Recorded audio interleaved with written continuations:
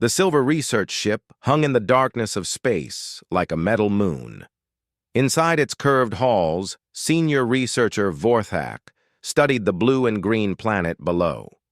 Earth spun slowly in the view screen, white clouds swirling over brown and green.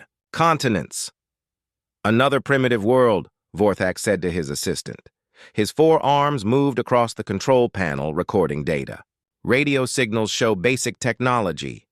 They have barely left their home planet. Junior researcher Kellen looked at the readings on her screen. The young alien had 3 eyes instead of Vorthak's 2, and her purple skin showed the excitement patterns of her species. This was her first mission to study a new civilization. The humans seem different from other species we have studied, Kellen said carefully. Their radio transmissions contain many references to something they call children. Vorthak's tail twitched with amusement. All species produce offspring. Nothing special about that. The strong survive and the weak are left behind. This is how nature works. The ship's computer made a soft sound. A message had arrived from the Galactic Academic Consortium back on the homeworlds. Vorthak read it aloud. Permission granted to study human civilization. Standard observation protocols approved. Duration 1 local year. He turned to address the research team. 12 alien scientists from different worlds sat in the briefing room. Some had scales, others had fur. A few breathed different gases and wore special masks. All of them were experts in studying primitive civilizations. We will follow normal procedures, Vorthak announced. Land on their world, study their cities, watch how they live, record everything. In 1 year, we return home with complete data on human society. The team nodded. They had done this many times before on many different worlds. Most species were the same. They fought wars, gathered resources, built cities, and died. Simple patterns that were easy to study and understand. But first, they had to make contact. The space station orbited Earth's moon like a metal donut. It had been built quickly after Earth's governments detected the alien ship. Dr. Amanda Wilson floated through the station's corridors, her brown hair tied back in a simple ponytail. She wore the blue uniform of Earth's new Xenological Studies Department. Amanda had been chosen to lead humanity's first contact team because she spoke 7 Earth languages and held degrees in both psychology and anthropology. She understood how different cultures worked. Now she would meet beings from other worlds entirely. The alien ship is requesting permission to dock, announced Colonel James Parker over the radio. The military officer commanded the station's security forces.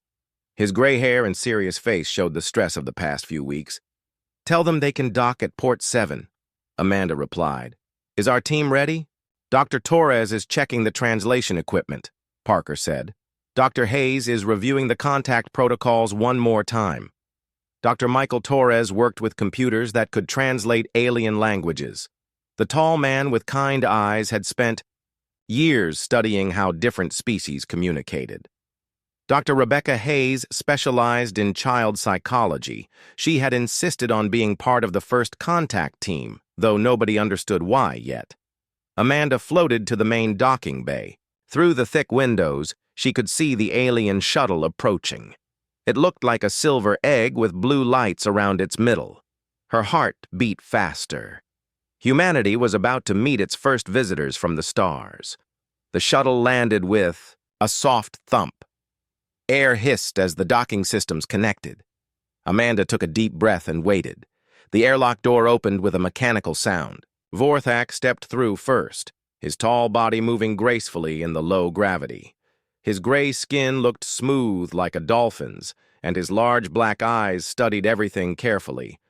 Behind him came Kellen and 2 other researchers. Welcome to Luna Station, Amanda said, speaking slowly and clearly. The translation device on her belt made soft beeping sounds as it worked. Vorthak's head tilted as he listened to the translation. When he spoke, his voice sounded like wind through trees. The translator changed his words into English.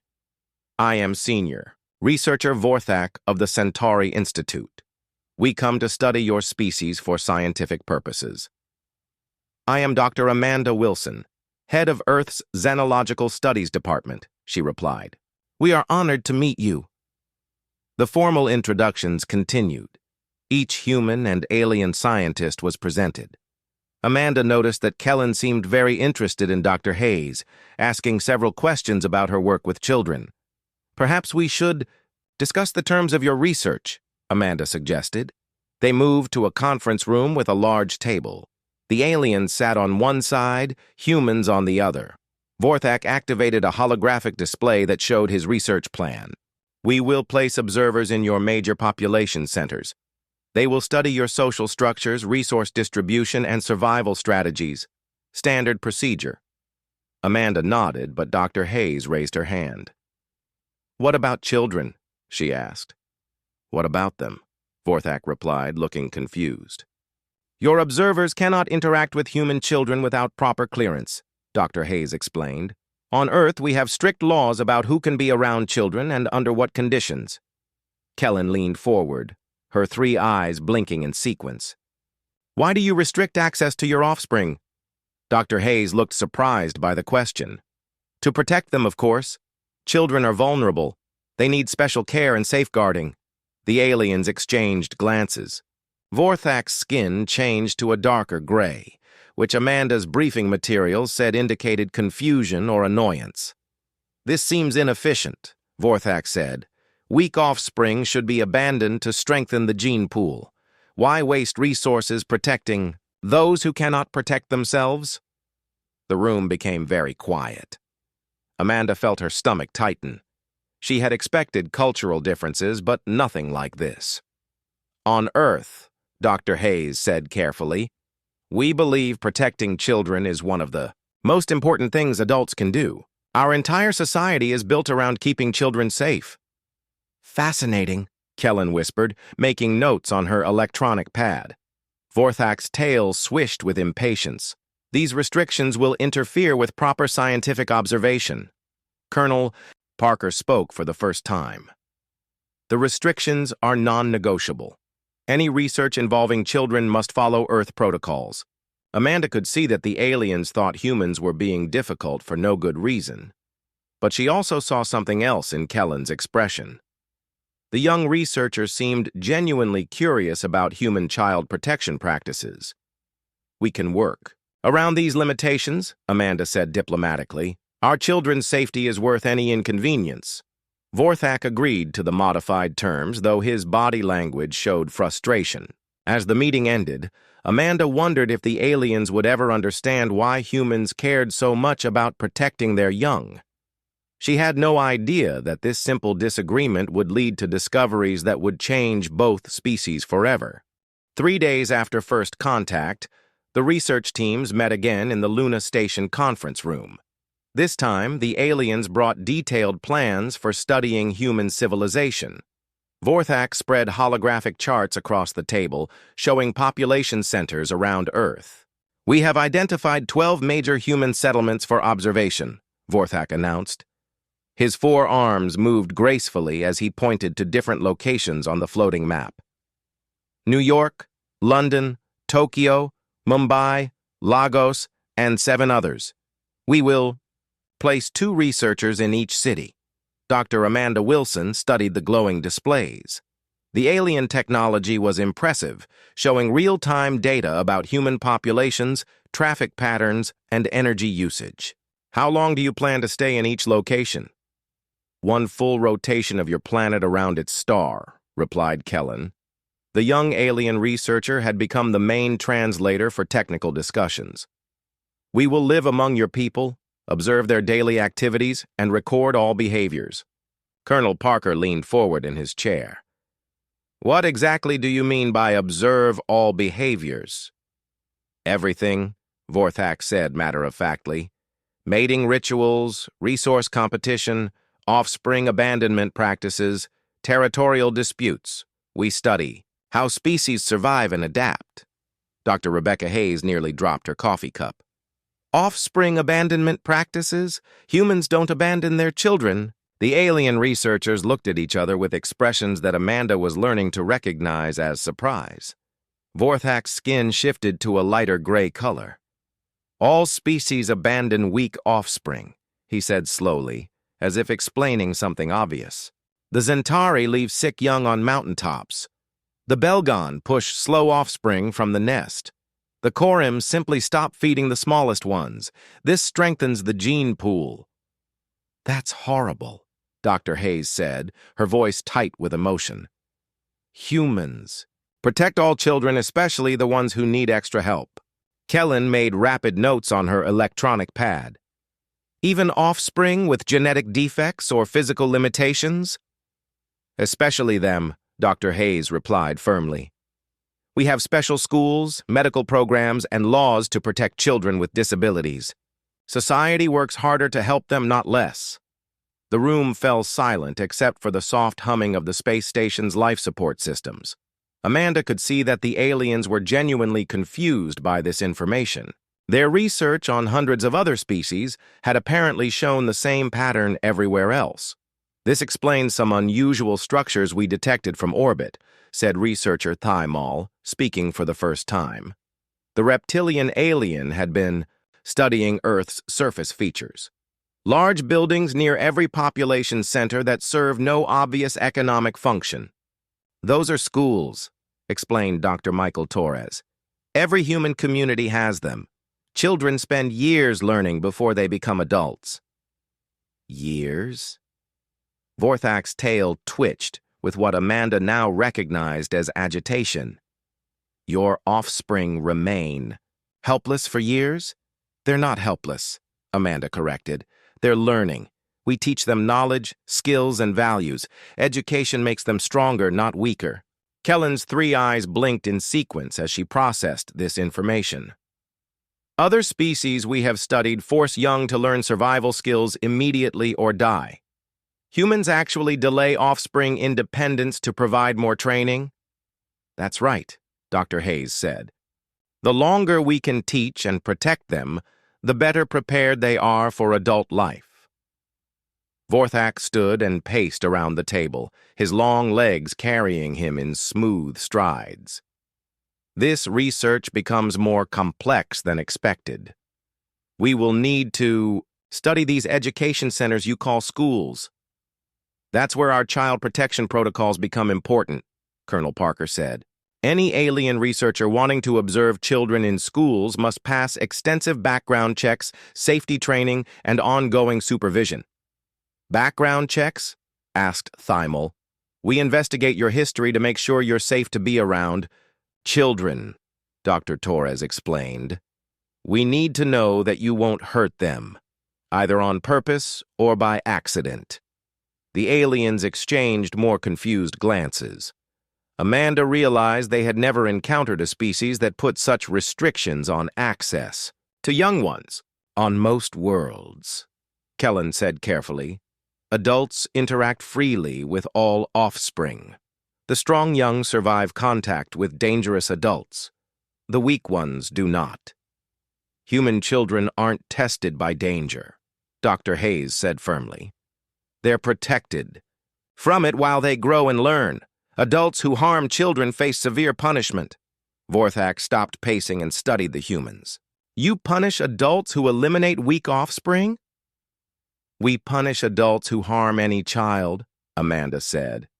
"It's one of our most serious crimes." The senior researcher's skin darkened again.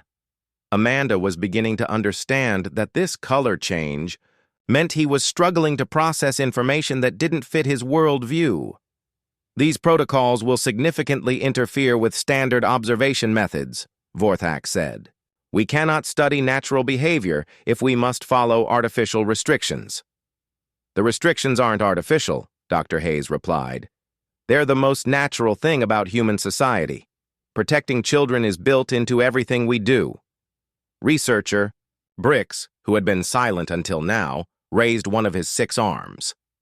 "What about emergency situations? Surely during disasters you save the strongest first?" "Actually, we save children first," Colonel Parker said. "In any emergency, children get priority evacuation." Adults wait their turn.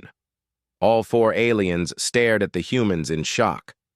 Kellen's electronic pad made rapid clicking sounds as she recorded this information. Even if saving children means adults die? Thymel asked. Especially then, Amanda said quietly. That's what it means to be human. Adults risk everything to protect children. Vorthak sat down heavily in his chair. This research project will require complete revision of our methodology. We have never studied a species with such extreme offspring protection behaviors. We're willing to work with you, Amanda offered, but the child safety rules cannot change. We will need additional researchers, Kellen said, still making notes. And extended observation time. These human behaviors are completely outside our previous experience. How long do you think you'll need? Dr. Torres asked. The aliens discussed this among themselves in their own language.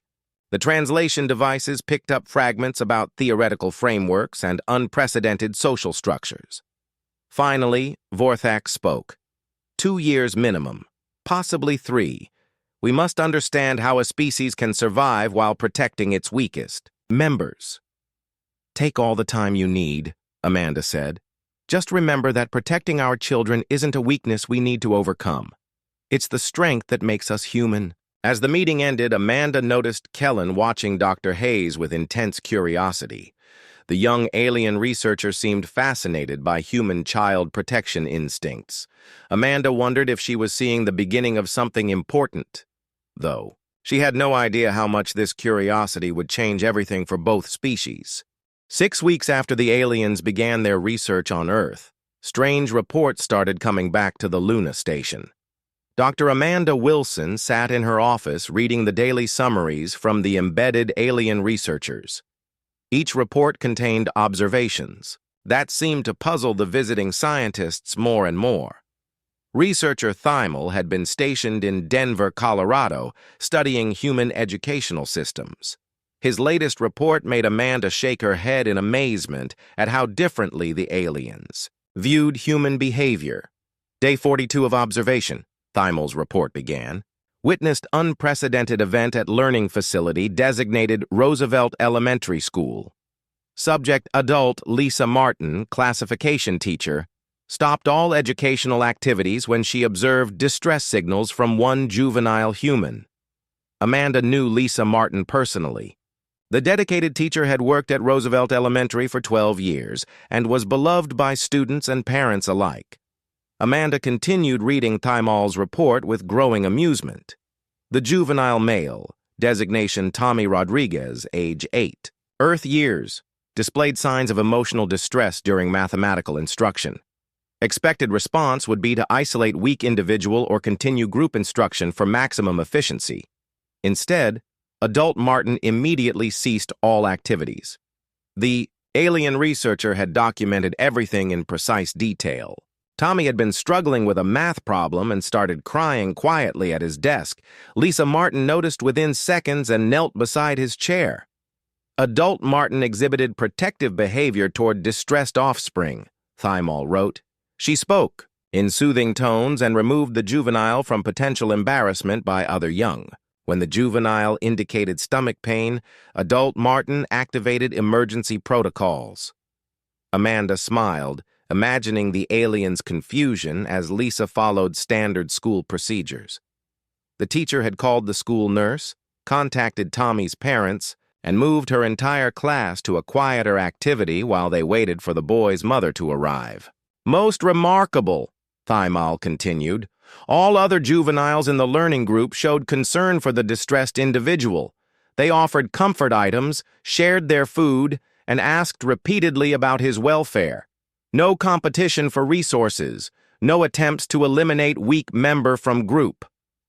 The report described how Tommy's classmates had given him their favorite erasers, shared their snacks, and drawn pictures to cheer him up. 8-year-old Jennifer Adams had even offered to help Tommy with math during recess time.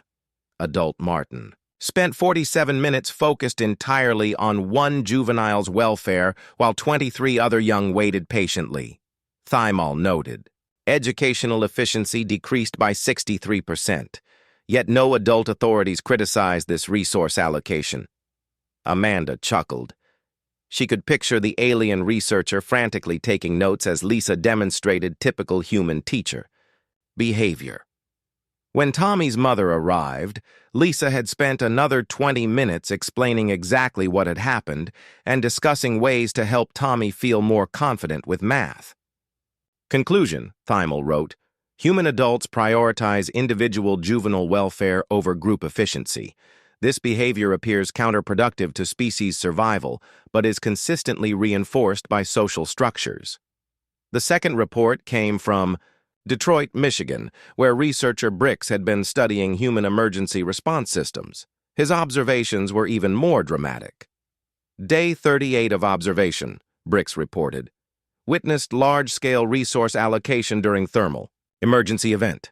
Structure fire at residential building containing 47 adult humans and 12 juvenile humans. Amanda pulled up news footage of the apartment fire that Brix had observed. It had been a serious blaze in a downtown building, requiring multiple fire department units to control. Expected response would be to evacuate strongest individuals, first to minimize total casualties, Brix wrote. Observed response defied all logical survival strategies. The alien had watched in amazement as firefighter Captain David Clark led his team into the burning building. The firefighters' first priority had been reaching the children trapped on upper floors, even though this meant passing by adults who were easier to rescue. Adult male Clark, primary rescue specialist, chose most dangerous extraction route to reach juvenile humans first, Brix documented. He passed 17 adult humans in safer locations to focus on 12 young ones in maximum danger zone. Captain Clark had climbed an unstable fire escape to reach a family with 3 young children on the 4th floor. Meanwhile, other firefighters had formed human chains to evacuate everyone else, but children always went first in each chain. 17. Civilian adults spontaneously formed protective formations around juvenile humans during evacuation, Brix noted. These adults exposed themselves to increased danger to shield young ones from smoke and falling debris. No authority commanded this behavior, it appeared instinctive. The alien researcher had counted exactly how many adults risked their own safety to help children escape. Parents carried other people's children when needed. Neighbor helped neighbor without being asked. A stranger named Marcus Johnson had gone back into the smoke-filled building twice to make sure no children were left behind. Most illogical observation, Brix continued. Adult Clark sustained significant thermal injury to rescue juvenile age 4 years with mobility impairment. Efficient strategy would abandon impaired individual. Adult Clark instead allocated maximum resources to most difficult rescue. Captain Clark had suffered second-degree burns on his hands and arms while carrying 4-year-old Emma Watson down. The fire escape. Emma had cerebral palsy and could not walk independently. A logical rescue priority system would have left her for last, but Clark had made her his first priority. Additional adults outside structure maintained water supplies, medical aid, and protective barriers with single focus on juvenile welfare, Brix reported. Adult female Patricia Lewis, no relation to any endangered juveniles, sustained injury while catching falling juvenile from second-story window. The third report came from Portland, Oregon, where researcher Nelvac studied human medical systems. Her observations focused on a pediatric hospital during flu season. Day 51 of observation, Nelvac wrote. Medical facility Children's Hospital of Portland operates on resource allocation principles that defy standard efficiency models. Nelvac had been studying how humans distributed medical care during times of high demand. The flu season had filled the hospital beyond normal capacity, creating what aliens would consider a classic survival scenario. Adult female Karen Thompson, designation pediatric nurse, has worked 167 consecutive hours with minimal rest, Nelvac documented. Standard biological response would be to reduce effort and conserve energy. Adult Thompson instead increased work intensity. Karen Thompson had volunteered for extra shifts when the children's ward became overwhelmed with sick patients. She had worked 3 shifts in a row multiple times, going home only to shower and change clothes before returning. Most inefficient. Nelvac noted, medical facility prioritizes juvenile patients over adult cases consistently. Adults with more severe conditions wait, while resources focus on young humans with minor ailments. The alien researcher could not understand why doctors would spend an hour comforting a frightened 6-year-old with a simple fever, while adult patients with more serious conditions waited in other parts of the hospital. Adult Thompson expended significant energy calming distressed juvenile who refused medical treatment, Nelvac wrote. Logical response would be to sedate resistant patient or proceed with necessary treatment despite distress. Instead, adult Thompson spent 43 minutes earning juveniles' trust through play activities. Karen had used toys, games, and songs to help 7-year-old Brian Martinez feel comfortable enough to take his medicine. She had read him 3 picture books and let him listen to her stethoscope before he agreed to let her check his temperature. Juvenile. Humans receive resource priority regardless of survivability, prognosis, or social value, Nelvac concluded. This pattern appears universal in human medical facilities. Amanda finished reading all 3 reports and leaned back in her chair. The aliens were documenting human behavior that seemed completely normal to her, but their scientific perspective made her see it differently. Every day, humans made choices that put children first, often at cost to themselves or to overall efficiency.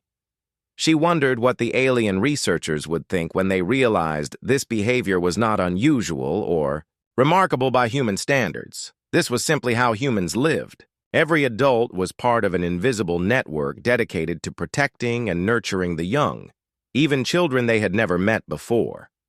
Amanda made a note to schedule another meeting with the research teams. She suspected the aliens were beginning to see patterns they had never encountered before, but they did not yet understand what those patterns meant for human civilization as a whole. The morning started like any other day at Lincoln Elementary School in Phoenix, Arizona.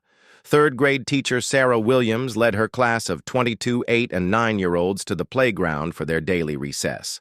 The children scattered. Across the sunny yard, some heading for swings, others racing toward the jungle gym. Alien researcher Zephan watched from a careful distance, taking notes on his electronic device. He had been studying human recreational activities for 2 months, trying to understand why adults spent so much time and resources on play areas for juveniles. His species, the Corim, believed play was wasteful energy that weakened survival instincts. Juvenile humans engage in non-productive physical activities for extended periods, Zephan recorded. Adults supervise these activities without participating in resource gathering or territory defense. The playground was full of children laughing and running. 10-year-old Ashley Martinez climbed the monkey bars while her friend Katie Johnson cheered her on from below. Brothers Jake and Luke Thompson played tag with 6 other kids near the basketball court. Everything seemed normal and peaceful.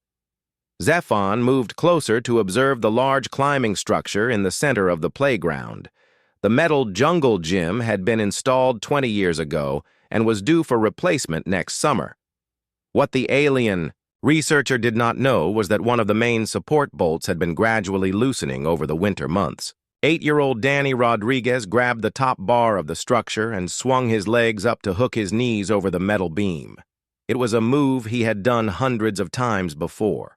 But this time, the pressure was just enough to make the weakened bolt snap.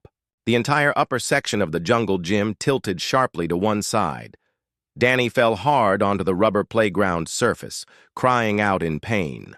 But worse than that, the broken structure began to collapse toward where 5 other children were playing below. Zephan watched in fascination, expecting to see natural selection in action. In his species' understanding, the strongest children would escape, while the weaker ones would be eliminated. This was how populations stayed healthy and competitive. Instead, something completely different happened. Parent volunteer Marcus Johnson was supervising near the swings when he heard the metal grinding sound. He saw the jungle gym collapsing toward the children and ran toward the danger instead of away from it. Without thinking, Marcus threw himself between the falling structure and 6-year-old Emma Watson, who had mobility problems and could not run fast enough to escape. The heavy metal beam struck Marcus across the shoulders, driving him to his knees. But he stayed in position, using his body as a shield to protect Emma from the crushing weight. At the same moment, teacher Alex Williams was helping students on the other side of the playground. When she heard the crash and children screaming, she sprinted toward the accident. But instead of checking on the safest approach, she dove directly toward the most dangerous area where children were trapped. "Emergency protocols activate," Alex shouted, her voice carrying across the entire playground. "All adults to positions. Children move to safe zones." Parent volunteer Jennifer Adams had been reading a book on a bench near the school building. She dropped everything and ran toward the collapsed structure. Her own daughter was safe on the swings, but other people's children were in danger. That was enough to make her risk her own safety. Coach Robert Taylor was in the gymnasium when he heard the commotion outside. The former college football player burst through the school doors and assessed the situation in seconds. He could see that the main support beam was pinning down Marcus Johnson, who was still shielding Emma Watson with his body. "I need 3 adults here now," Robert called out, pointing to specific positions around the collapsed structure. "Jennifer, grab Emma when I lift this beam. Alex, check on Danny. Marcus, stay still until we get this weight off you." More adults appeared from seemingly nowhere. School custodian Bill Santos brought a crowbar from his maintenance shed. Secretary Linda Martinez called 911 while simultaneously activating the school's emergency response system. Art teacher Patricia Lewis started moving other children to a safe distance while counting heads to make sure everyone was accounted for. Zephon watched in amazement as every adult human present immediately organized themselves into an efficient rescue operation. No one had given overall commands, yet everyone knew exactly what to do. Their single focus was protecting the children, even those who were not their own offspring. "On my count," Robert said, positioning himself to lift the fallen beam. 1, 2, 3. Robert, Bill, and 2 other fathers lifted the heavy metal structure just enough for Jennifer to pull Emma Watson to safety. The little girl was scared, but uninjured, protected completely by Marcus Johnson's body. Coach Taylor gently helped Marcus sit up, checking for serious injuries. The parent volunteer had bruised ribs and a cut on his forehead, but he was more concerned about Emma than himself. "Is she okay?" Marcus asked, trying to look around Robert's large frame. "Did I shield her completely?" "She's perfect," Jennifer assured him, holding Emma close. "You saved her life." Meanwhile, Alex Williams was kneeling beside Danny Rodriguez, who had twisted his ankle in the fall but was otherwise unhurt. The boy was crying more from fear than pain, and Alex spoke to him in calm, reassuring tones. "You're going to be fine, Danny," she said softly. "The ambulance is coming to check you over, but I think you just have a bump and a bruise." Within 4 minutes, emergency responders arrived at the school. Paramedic Captain Steve Murphy quickly assessed both injured children and the adult volunteer. Police officer Maria Gonzalez began securing the area and taking statements from witnesses. But what struck Zephon most was what happened after the immediate danger passed. Instead of dispersing once the crisis was over, the adults formed protective circles around all the children. Teachers hugged students who were frightened. Parents comforted kids who were not their own. The school nurse Janet Thompson checked every single child for signs of shock or minor injuries, even those who had been nowhere near the accident. "No child processes trauma alone," Zephon noted in his report. "Every juvenile receives immediate emotional support from multiple adults." Principal David Chen arrived and immediately began calling the parents of every child who had witnessed the accident. Not just the parents of injured children, but everyone who might need extra support at home that evening. "We want all families to know exactly what happened," Principal Chen told the gathered adults. "Some children might have nightmares or worry about playground safety. We'll have counselors available tomorrow for anyone who needs to talk. Zephon realized he was observing something he had never seen before. The humans were not just protecting children from physical danger, they were protecting them from emotional harm as well. Every adult took responsibility for every child's well-being, creating layers of safety that went far beyond basic survival needs. As parents arrived to pick up their children, Zephon watched more remarkable behavior. Mothers and fathers hugged, not only their own kids, but also thanked the adults who had helped protect everyone. Marcus Johnson, despite his injuries, was treated like a hero for shielding Emma Watson.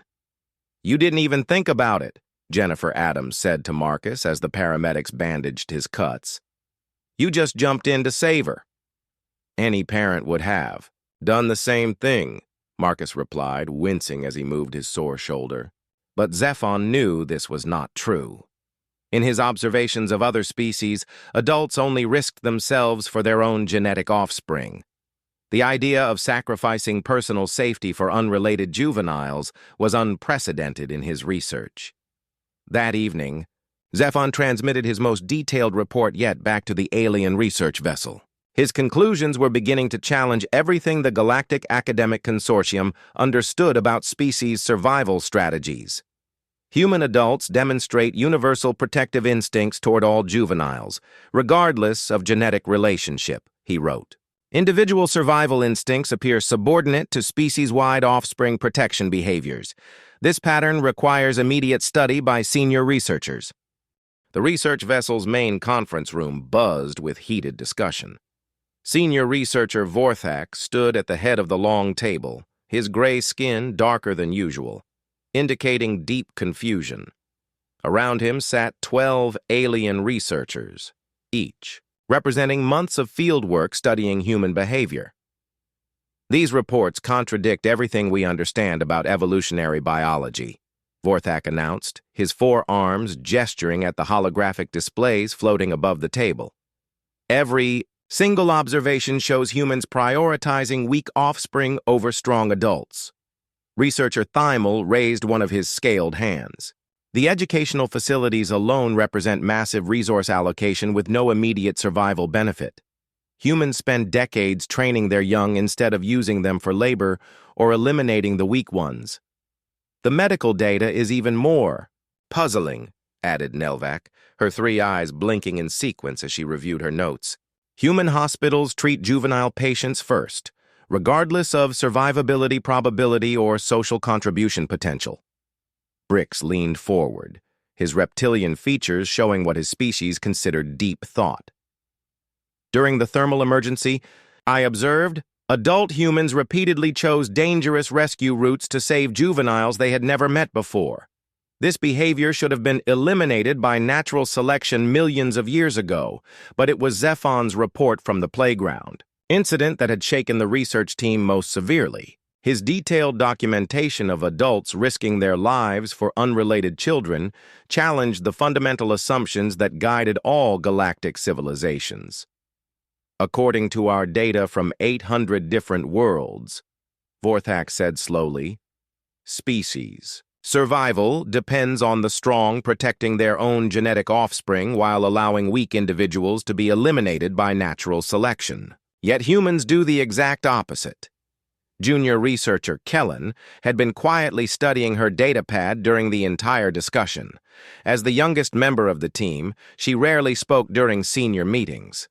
But now she cleared her throat, a sound that made her purple skin shift to a lighter shade. "What if we are interpreting the data incorrectly?" Kellen said quietly. The room fell silent. Vorthak's tail twitched with irritation. "The data is clear, junior researcher. Humans waste enormous resources protecting weak offspring." "But what if protecting weak offspring actually makes the species stronger?" Kellen continued, her voice gaining confidence. "I have been analyzing the correlation between human child protection behaviors and their technological advancement rates." She activated her own holographic display, showing charts and graphs that made the other researchers lean forward with interest. "Look at human development over the past 2,000 years," Kellen said. their rate of technological progress increased dramatically when they began implementing universal child protection laws. Not decreased, increased. Vorthak studied the data with growing surprise. Show us the comparison with other species. Kellen's display changed to show development timelines from dozens of different worlds. Species that practice offspring elimination typically reach technological plateau within 3,000 years of achieving basic tool use. Their innovation rates slow dramatically as populations stabilize. But humans, she continued, highlighting, Earth's timeline, show accelerating innovation rates that correspond directly with increased child protection behaviors. The more resources they allocate to protecting and educating all offspring, the faster their overall advancement becomes. Thimel's head tilted as he processed this information. Are you suggesting that protecting weak offspring creates some kind of survival advantage? Not just survival advantage, Kellen replied, excitement making her skin patterns shift rapidly. Innovation advantage, social stability advantage, long-term species success advantage. She brought up new data showing human population distributions, crime rates, and social cooperation indices. Humans who grow up in highly protected environments show increased creativity, problem-solving abilities, and cooperative behaviors as adults. The children they save today become the inventors and leaders of tomorrow. Vorthak remained skeptical. But the resource cost must outweigh any potential benefits. Protecting weak individuals drains energy from the strong ones. Actually, no, Kellen said, displaying economic data from human civilizations. Human societies with the strongest child protection systems also have the highest productivity rates, longest lifespans, and most stable governments.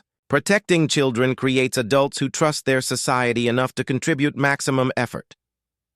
The room buzzed with discussion as the researchers examined Kellen's analysis. Researcher Brix spoke first. The humans I observed during the thermal emergency worked together with incredible efficiency. No competition between individuals, no abandonment of the weak. Everyone focused on the same goal. Same pattern in medical facilities, Nelvac added. Human adults cooperate at levels we have never documented in other species. They share resources freely when children are involved. Thimal nodded slowly. The educational systems create this cooperation. Human children learn to protect each other from very young ages. This behavior becomes instinctive by adulthood. Vorthak's skin gradually lightened as he processed the implications. You are suggesting that what appears to be evolutionary weakness is actually an advanced survival strategy. More than that, Kellen said, bringing up her final data set. I believe human child protection behaviors represent the next stage of evolutionary development that most species never reach. The holographic display showed population growth, technological advancement, and territorial expansion data for hundreds of species across the galaxy. A clear pattern emerged that made every researcher in the room stare in amazement. Species that protect all offspring, not just the strong ones, show exponential growth rates that eventually surpass every other civilization model, Kellen explained. But it requires reaching a critical threshold of social cooperation that most species never achieve. The threshold being universal child protection, Vorthak said slowly. Exactly. Once a species commits to protecting all young members, regardless of individual strength or genetic quality, they unlock cooperative behaviors that transform their entire civilization. Researcher Zephon pulled up footage from the playground, incident on his personal device. Look at this again, knowing what junior researcher Kellen has discovered. The team watched the humans respond to the emergency. But now, instead of seeing inefficient resource allocation, they saw something else entirely. Perfect coordination without central command, Thimal observed. Each adult knew exactly what role to play. Immediate risk assessment and optimal response. Selection, added Brix. No individual competition interfering with group objectives. Most importantly, Nelvac said, instant trust between strangers working toward common goal. No species verification or genetic testing required. All adults automatically trusted to help protect all children. Vorthak stood and paced around the table, his long legs carrying him in slow, thoughtful strides. If this analysis is correct, then humans have achieved something we thought was impossible. They have transcended individual survival instincts in favor of species-wide cooperative behaviors. And it works, Kellen said quietly. Human expansion rates, innovation speeds, and problem-solving capabilities exceed every other species we have studied. They are not just surviving, they are thriving. The senior researcher stopped pacing and looked at each team member. We need to contact Dr. Hayes immediately. If humans have discovered how to unlock advanced cooperative evolution, the Galactic Academic Consortium must understand their methods. There is something else, Kellen said, her skin shifting to deeper purple shades that indicated excitement mixed with concern. I have been monitoring communications from other human colonies beyond Earth. Their child protection behaviors are consistent across all populations, regardless of planetary conditions or resource availability. What does that suggest? Asked Thymale. It suggests this is not learned behavior or cultural adaptation, Kellen replied. Human child protection instincts appear to be evolutionarily hardwired at the genetic level. They literally cannot abandon their young even when logic suggests they should. The implications hit every researcher simultaneously. Vorthak's skin shifted through several color changes as he processed the full meaning. We are not observing primitive behavior, he said slowly. We are observing advanced evolutionary programming that most species never develop. And if we can understand how it works, Kellen added, we might be able to help other species achieve the same breakthrough. For the first time since arriving at Earth, the alien research team realized they were not studying a primitive civilization that needed guidance. They were studying a species that had evolved beyond anything in their previous experience, and humanity might have lessons to teach the rest of the galaxy. The Great Assembly Hall of the Galactic Academic Consortium had never seen anything like this before. Representatives from 47 different species filled the massive amphitheater, their various forms creating a rainbow of colors, shapes, and sizes. At the center podium, senior researcher Vorthak prepared to present findings that would challenge 10,000 years of accepted scientific knowledge. Dr. Amanda Wilson sat in the human delegation section, flanked by Dr. Rebecca Hayes and Colonel James Parker. They had been invited to attend this historic session after the alien research team requested an unprecedented extension of their Earth study mission.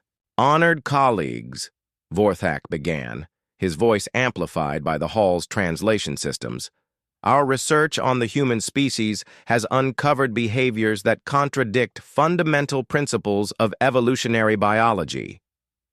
A murmur of interest rippled through the assembled scientists.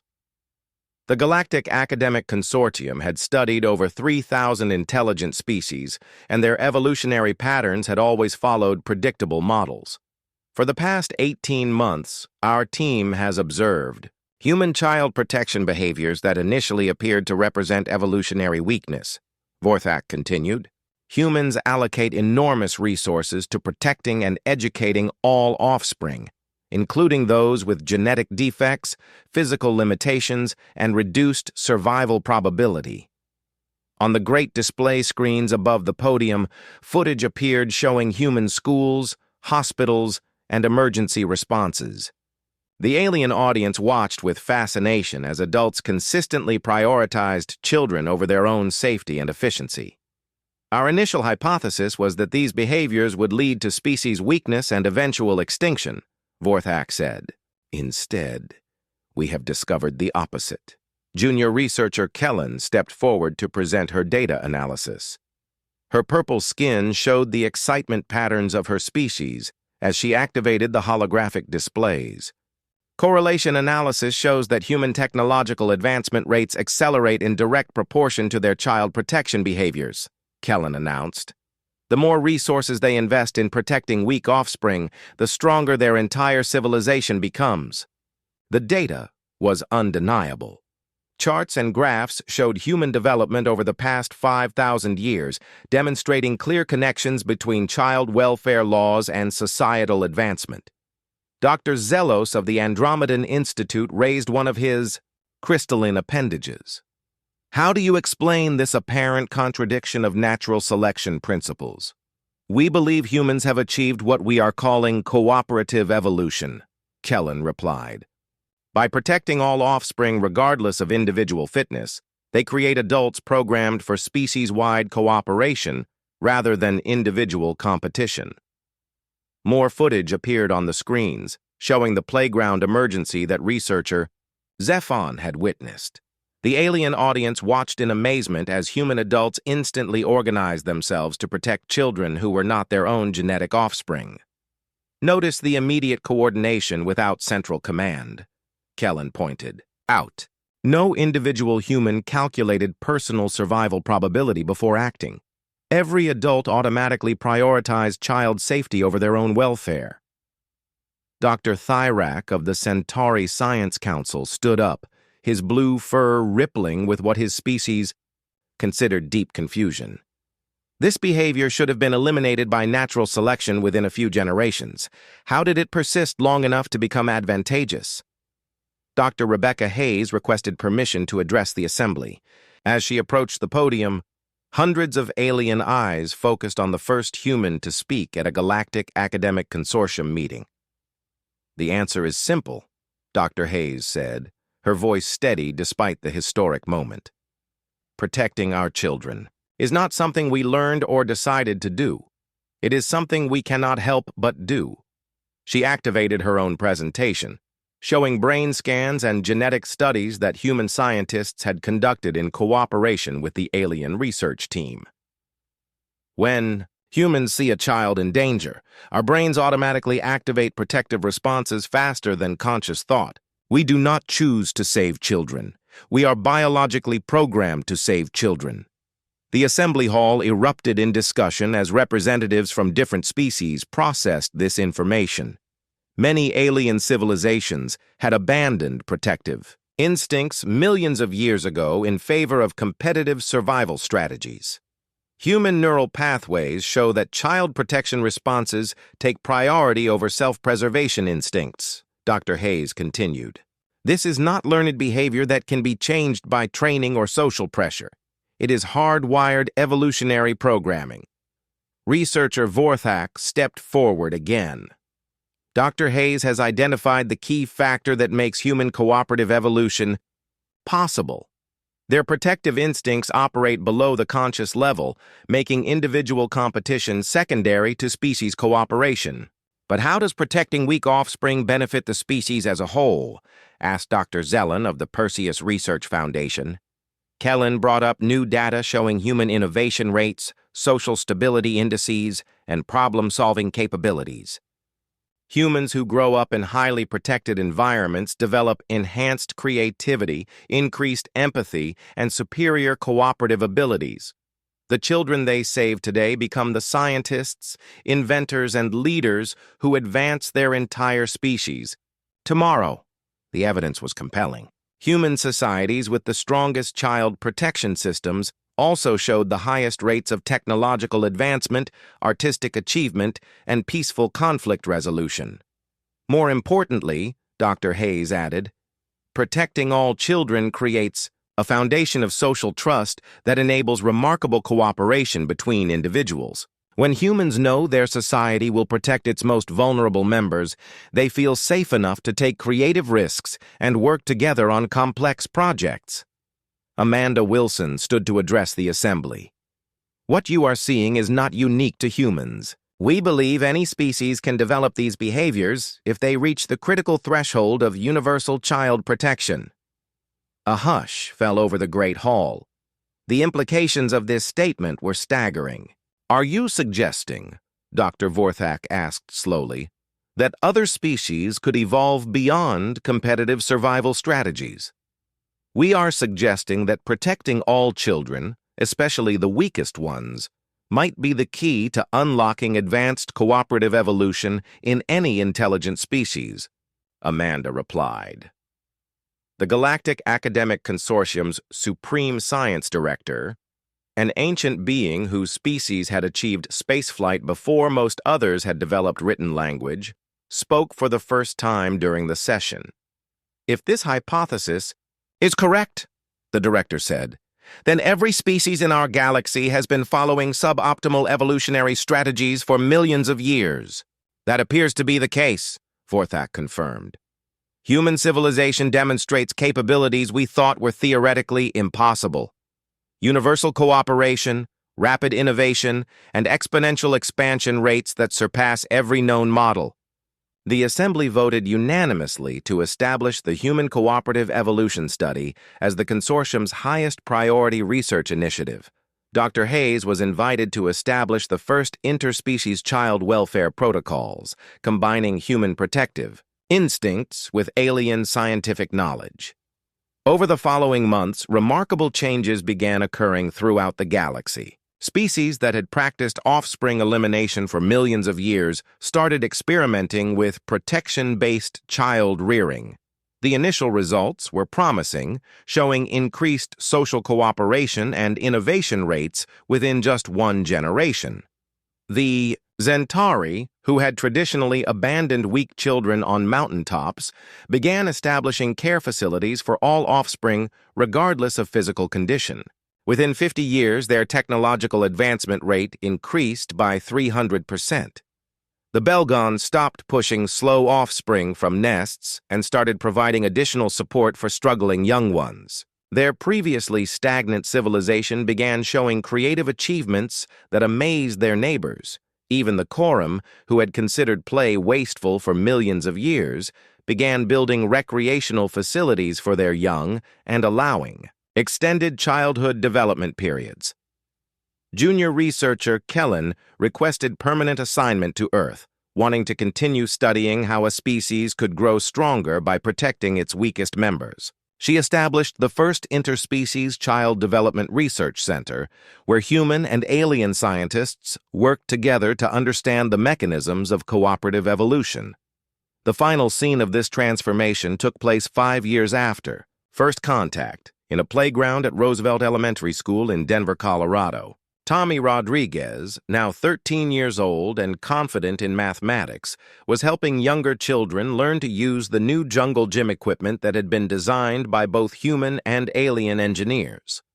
Playing alongside the human children were young beings from 6 different alien species, all of them protected by the same safety protocols that had once puzzled their adult researchers. Teacher Lisa Martin supervised the mixed group with the same caring attention she had always shown her. Students, while alien caretakers watched and learned how to provide emotional support for frightened or confused youngsters. At the edge of the playground, senior researcher Vorthak observed the scene with wonder. His species had spent millions of years believing that strength came from eliminating the weak. Now he watched alien and human children playing together, protected by adults from multiple species who had all learned the same fundamental truth. The strongest civilizations were not built by abandoning their most vulnerable members. They were built by protecting them. As Tommy Rodriguez helped a young Zentauri child reach the monkey bars, Vorthak realized that humanity had given the galaxy something more valuable than advanced technology or military power. They had shown every species how to unlock the cooperative potential that had been waiting in their genetic code for millions of years. The age of competitive evolution was ending. The age of cooperative evolution had begun. And it had started with something as simple as adults who could not help but protect their children, even when logic suggested they should not.